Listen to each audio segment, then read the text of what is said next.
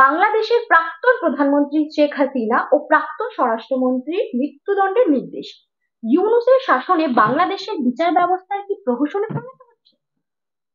আমি গতকালকে বিচারের রায় ঘোষণার আগেই আমার সোশ্যাল মিডিয়া কিছু লিখেছিলাম যে বাংলাদেশের প্রায় চাষিও জানে যে হাসিনার ফাঁসি হবে, মানে হাসিনাকে ফাঁসি দেবে এই মানসিকতায় বিচার ব্যবস্থা করা হয়েছিল।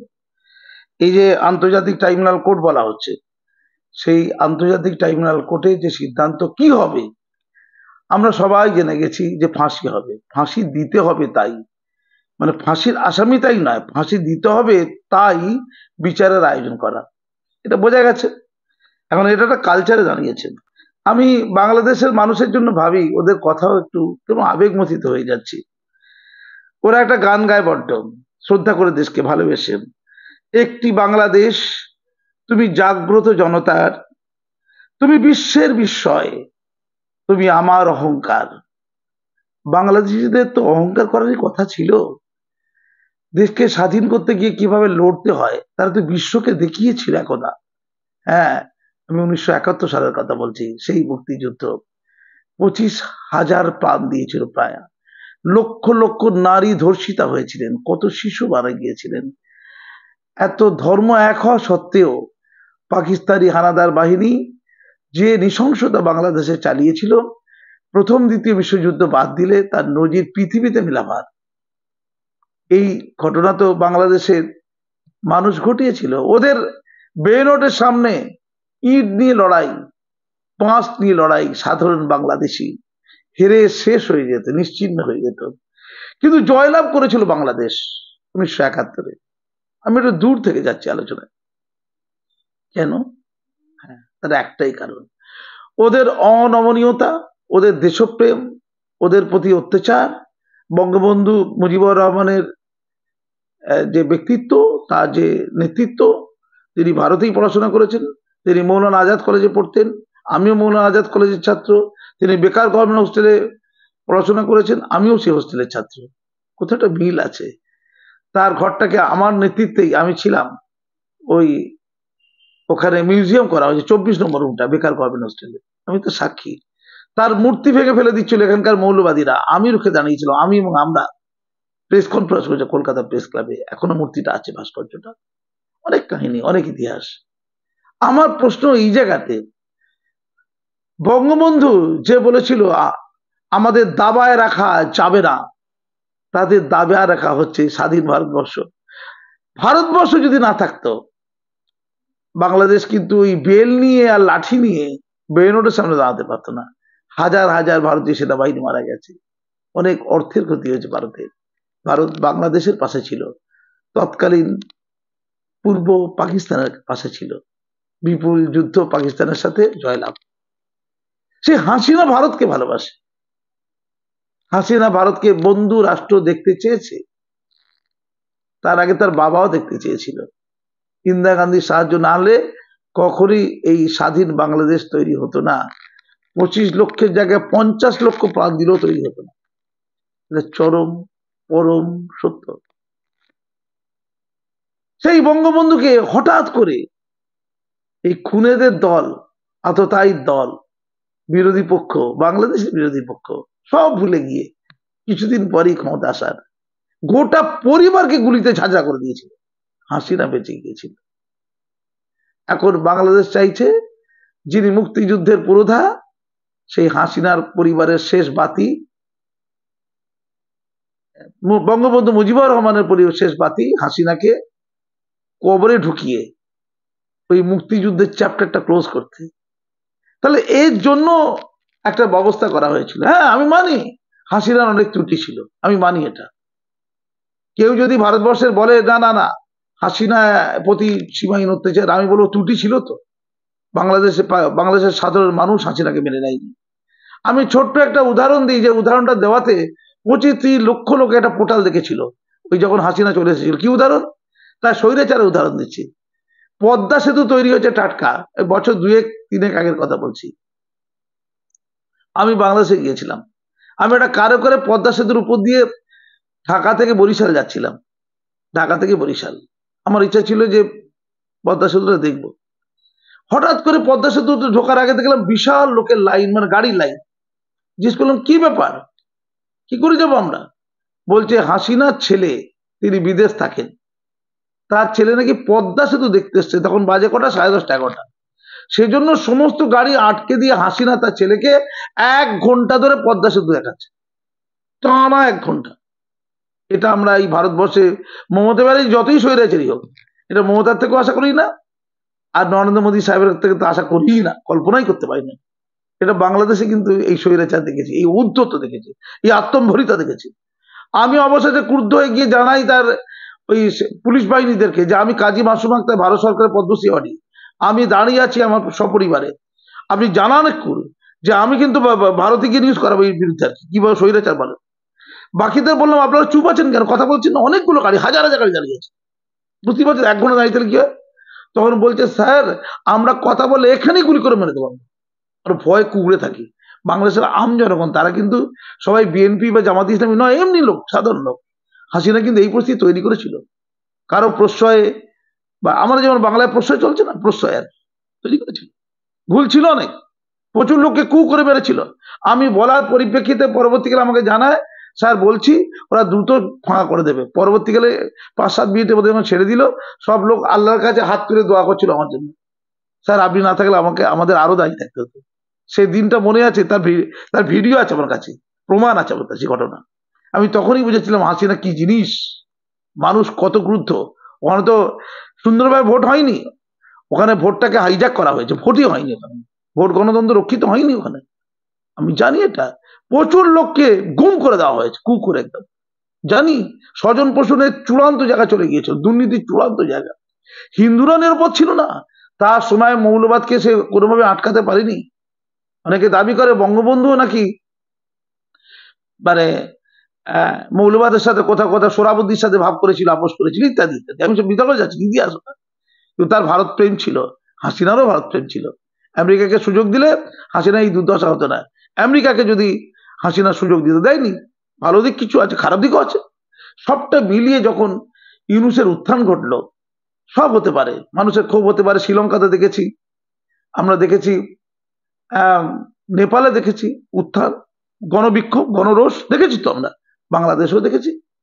কিন্তু ধানমন্ডির বাড়ি থেকে হাসিনার অন্তর্বাস দিয়ে খেলা করছে, শাড়ি নিয়ে অন্তর্বাস দিয়ে দৌড়াচ্ছে, আনন্দ ফুর্তি করছে ছেলেরা, এই অপসংস্কৃতি দেখিনি আমি। এটা দেখা যায়, এটা সহ্য করা যায় না। ইসলামিক দেশ বলে বড় বড় কথা বলে, গণতন্ত্রের নামে ইসলামিক সব ওখানে, ধর্মের নামে তো মন্দির ভাঙছিল। কেন মন্দিরগুলো ভাঙছিল? দেখো, হাসিনাকে বিতাড়িত করে মন্দির ভাঙা কি দোষ করেছিল? মন্দিরগুলো কি দোষ করেছিল? ঠাকুরগুলো কি দোষ করেছিল? মন্দিরের ভিতরে থাকা ঠাকুরগুলো। হিন্দু মহিলারা কি দোষ করেছিল? হিন্দু পরিবারগুলো কি দোষ করেছিল? বেছে বেছে মারা হয়েছে কোথাও কোথাও, কিন্তু অস্বীকার করা যায় না। ইউনূস সাহেব আপনি তো নোবেল পেয়েছেন না। আমি হাসিনাকে সমর্থন করে বলছি না, কিন্তু আমি তো বিরুদ্ধে গিয়ে বলছি। হাসিনা সরে যাওয়ার পর তো একটা নতুন সূর্য উঠবে। কি সূর্য?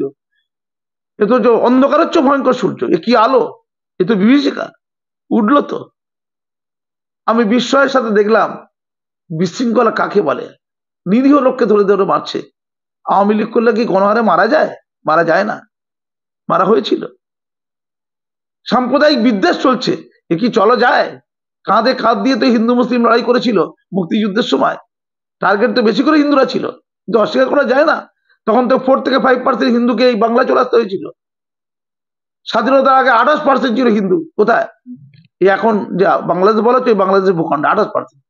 স্বাধীনতার সময় হয়েছিল 22%, স্বাধীনতার সময় 6% চলেছিল এই বঙ্গে। 71 মুক্তিযুদ্ধের কাছে আরো 4-5% চলেছিল, বাকি ছিল 17, প্রায় 10-12%। সেই 10-12% 2002 সালের পর থেকে এসআইএ নিজে প্রবলেম, 2002 সালের পর থেকে তিলে তিলে তারা এই বাংলা, কিছুটা ত্রিপুরায়, কিছুটা আসামের কাছে, আমি প্রথম বলেছি কথাটা। সেই 10-12% মানে জানেন কত? 1 কোটিরও বেশি হিন্দু বাংলাদেশে কিন্তু চলে এসেছে। কেন চলে এসছে? তারা তো এখন ঘুরে বেড়াচ্ছে, সিএ এর জন্য পাগল হয়ে আছে তারা। তাদের ভোটার তালিকায় নাম উঠবে তো? আমার ডাউট আছে। আমি পরিষ্কার করে বলছি, হাসিনা অন্যায় করেছে। তার বাবা কি করেছে? তো মুক্তিযুদ্ধ করে বাংলাদেশকে স্বাধীন করেছিল। তার স্ট্যাচুর উপর দাঁড়িয়ে প্রস্রাব করছে। আমি তখনই ইউনূসকে লক্ষ্য করে বিভিন্ন টিভি চ্যানেলে বলেছিলাম, যে টিভি চ্যানেলগুলো বাংলাদেশের লোক দেখে, এগিয়ে থাকা টিভি চ্যানেল যেগুলো। বলেছিলাম যে পাপ কেউ ছাড়ে না। যারা বঙ্গবন্ধুর ভাস্কর্যে টয়লেট করতে পারে তারা আপনাকে কিছুদিন পর মেরে আপনার ভাস্কর্য টয়লেট করতে তৈরি থাকুন। বলেছিলাম এটা। দেখেছেন ভোট হচ্ছে না, বিলম্বিত হচ্ছে ভোট। তারপরে আমরা পরপর যেটা দেখলাম, কোনো শান্তি বাংলাদেশে রক্ষিত হয়নি। জাগ্রত জনতা বলছে না গানটাতে, একটি বাংলাদেশ তুমি জাগ্রত জনতার। বাংলাদেশের 20 কোটি 18 কোটি মানুষকে বলি, আপনারা কি সত্যি জাগ্রত না নিদ্রিত? আপনাদের উদার মনা মানুষগুলো তো ক্ষতিগ্রস্ত হয়েছে, মারা গেছে ধর্মের নামে। এখন এই আন্তর্জাতিক ট্রাইব্যুনাল কোর্টের নামে উনি ভারতে চলে এসছেন। তার তো উপায় ছিল না ভারতে আসা ছাড়া। অন্য দেশ তো তাকে সেভাবে নিরাপত্তা দেবে না। হাসিনার কথা বলছি। এভাবে তো কাউকে মেরে তাড়ানো যায় না, এটা তো কোনো পদ্ধতি হতে পারে না, কিন্তু হচ্ছে। উপমহাদেশ এটাই হচ্ছে। এখন ফাঁসি হওয়ার কথা ছিল, চাষিও জানে। ফাঁসির ঘোষণা হলো। কি অপরাধ? যে অনেক লোককে মেরেছে টেরেছে, গুলি চালিয়েছে। আমি আগেই বলেছিলাম কেন কেন আরো কিছু কথা আছে যেগুলো বলেনি, তার ক্ষমতা থাকাকালীন বিভিন্ন কথা, সেগুলো আলোচনা হয়নি। আলোচনা যেগুলো উঠেছে সেগুলো দেখলাম, এই প্রাণঘাতী অস্ত্র নিয়ে আক্রমণ করতে উদ্বুদ্ধ করা, উত্তেজক কথাবার্তা বলা, রংপুরে আবু শহীদকে বেড়ে দেওয়া, ঢাকার কিছু লোককে পুড়িয়ে মারা ইত্যাদি, মানে মানুষ মারা আর কি। যাবজ্জীবন ধারা কিছু দেওয়া হয়েছে, কিছু মৃত্যুদণ্ড দেওয়া হয়েছে। তার সঙ্গে আরো মৃত্যুদণ্ড দেওয়া হয়েছে কাকে? তার স্বরাষ্ট্রমন্ত্রী আসাদুজ্জামানকে। আর রাজসাক্ষী হওয়ার জন্য পুলিশ প্রধান যে আল মামুন, আব্দুল্লাহ আল মামুন, তাকে 5 বছর জেল দিয়ে বাকিটা মুকুব করা হয়েছে। তাই তো আসলে আওয়ামী লীগকে শেষ করে দেওয়া হচ্ছে লক্ষ্য। আওয়ামী লীগটা যাতে উঠে চলে যায় দুনিয়া থেকে, এটা হচ্ছে প্রধান লক্ষ্য। প্রশ্ন হচ্ছে, এই ঘোষণা তো হলো, এই ঘোষণা তো হবার ছিল। আচ্ছা, ইসলামিক দেশগুলোর একটা ক্যারেক্টার আছে, বিশেষ করে পাকিস্তানের মধ্যে দেশগুলো। দেখুন, কেউ যদি প্রধানমন্ত্রী হয়, যখন তার পদ চলে যাবে, পদ চলে যেতেই পারে, সারা জীবন থেকে প্রধানমন্ত্রী থাকে না, কিন্তু তাকে মরতে হবে, অথবা নির্বাসিত হতে হবে, অথবা কারারুদ্ধ হতে হবে, অথবা পালাতে হবে। হ্যাঁ, ভুট্টোকে মনে পড়ে? যোগ্য লোক ছিল, তাকে ফাঁসিতে লটকে দেওয়া হয়েছিল। ইমরান খান দিন গুনছে কবে তার ফাঁসি হবে। এ কি হিংসা বলুন তো? ইসলামিক ওরিয়েন্টেড, ওটা তো ইসলামিক কান্ট্রি, বাংলাদেশকে তো ইসলামিক কান্ট্রি বলা যায় না ডাইরেক্ট। কি হয়েছে এদের কি শাসক ক্ষমতা থেকে চলে গেলে সে এত অপশাসক হয়ে যায়, তাকে মেরে দিতে হবে? তাহলে ভালোটা কেউ দেন? ওদের দেশে কি ভালো বলে কেউ জন্মায়নি কোনোদিন? যাই না। আমি একটা পরিষ্কার কথা বলি, আসল তো অন্য জায়গা। ফাঁসির সাজা তুমি যতই দাও, পেতে হবে তো লোকটিকে যাকে ফাঁসি দেবে। সে তো বসে আছে ভারতে। আমি জানি বন্দি প্রত্যার্পণ চুক্তি ভারতের সাথে বাংলাদেশের আছে, কিন্তু সেখানে কোথাও বলা নেই যে ইন্টেনশনালি যদি কাউকে মিথ্যাচারের মাধ্যমে শাস্তি দেওয়া হয়, ভারত তাকে ছেড়ে দেবে না, দেবে না। ভারত মানবতাবাদী দেশ। ভারত রক্ত দিয়ে বাংলাদেশ করেছে, বাংলাদেশের উপর ভারতের অধিকার আছে। নির্লজ্জের মতো যারা পাকিস্তান করছে, যে পাকিস্তানিরা তাদের ঘরের বধূদের মায়েদের গণহারে রেপ করে 25 লক্ষ ভারতীয়কে বাংলাদেশিকে মেরেছিল, তারা কতটা নির্লজ্জ হতে পারলে এখন পাকিস্তানের জয়গান গায়। ইউনূসের সময় পাকিস্তানের রাজাকার বাহিনী প্রচুর লোককে ছেড়ে দেওয়া হয়েছে জেল থেকে। ইউনূস সাহেব ছেড়ে দিয়েছেন কেন? ওরা তো পাপী ছিল, ওরা পাপী ছিল, ছেড়ে দেবেন। আর হাসিনাকে ফাঁসিতে ঝোলাবেন? কি বুদ্ধি, কি জ্ঞান! আপনি তো নোবেল প্রাইজ পেয়েছেন না, ওইটার মর্যাদা তো ন্যূনতম থাকা উচিত না? একটু ভেবে দেখবেন। আমি পরিষ্কার করে বলছি, ভারত ছাড়বে না।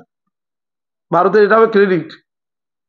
ভারতের বন্দি প্রত্যার্পণ যে নীতি, সেই নীতিতে বলা আছে অপরাধটি যদি রাজনৈতিক হয় তাহলে ছাড়া যাবে না। এখানে তো অপরাধটা পরিষ্কারভাবে রাজনীতি, কারণ আওয়ামী লীগকে ধ্বংস করার জন্য হাসিনাকে মারতে হবে, গেলেই তো বেরো দেবে। এ তো বিচারের নয় প্রহসন। মানে হাসিনার পক্ষে যে অ্যাডভোকেট ছিল, সে বলছে ও হয়ে গেল ফাঁসি, কি করবো বলে নিজে হাসছে।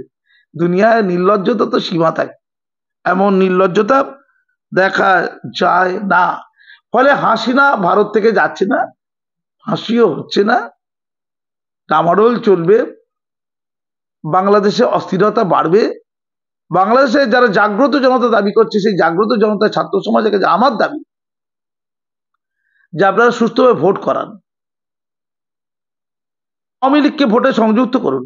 লোক ভোট দেবে না তাকে, বাংলাদেশের লোক যদি না চায় আওয়ামী লীগকে ভোট দেবে না, কিন্তু আওয়ামী লীগের ভোটের অধিকারকে সুনিশ্চিত করুন।